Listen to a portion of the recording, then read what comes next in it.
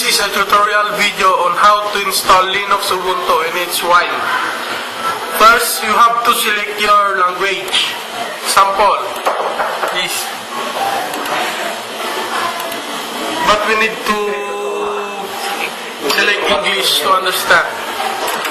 Then install.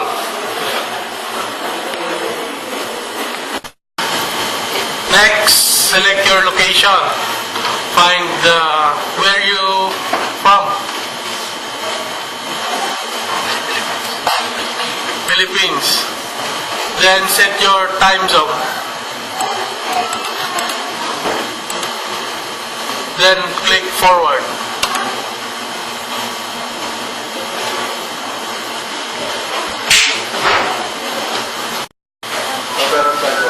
Next, just click forward.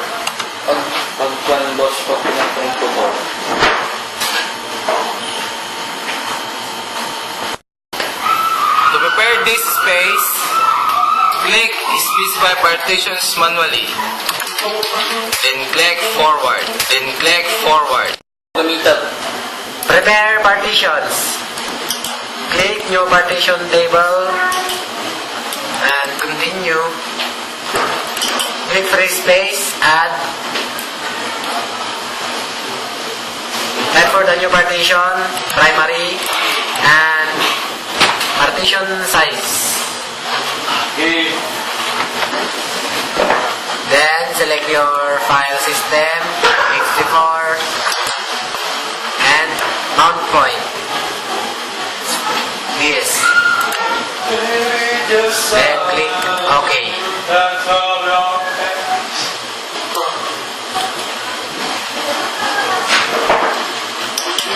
Now, add partitions for your swap area.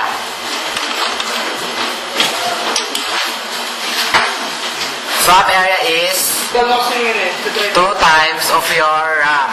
If your RAM is 512, times 2 equals 1024.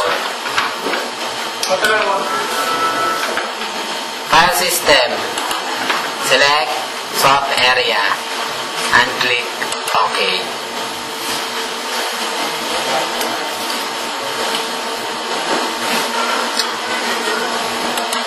Space, add, click primary, and select your home mount point and click OK.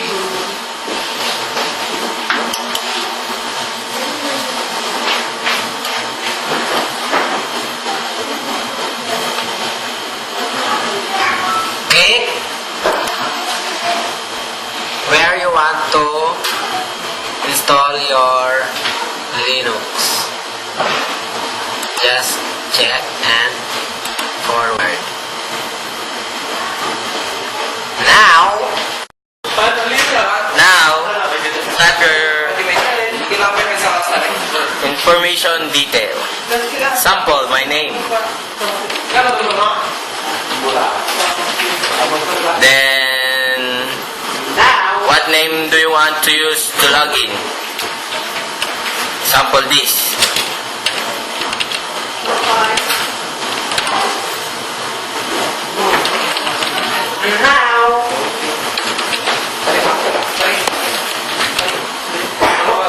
Then choose your password to keep your account safe. Sample.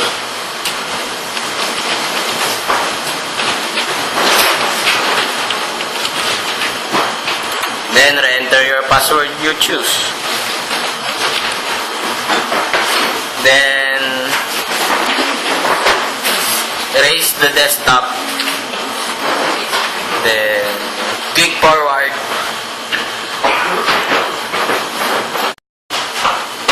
Then click install.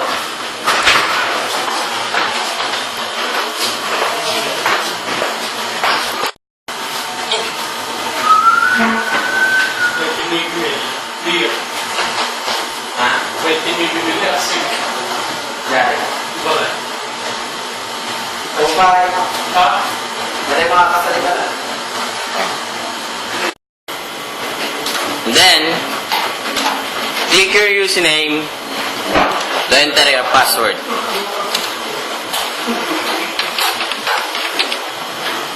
Log in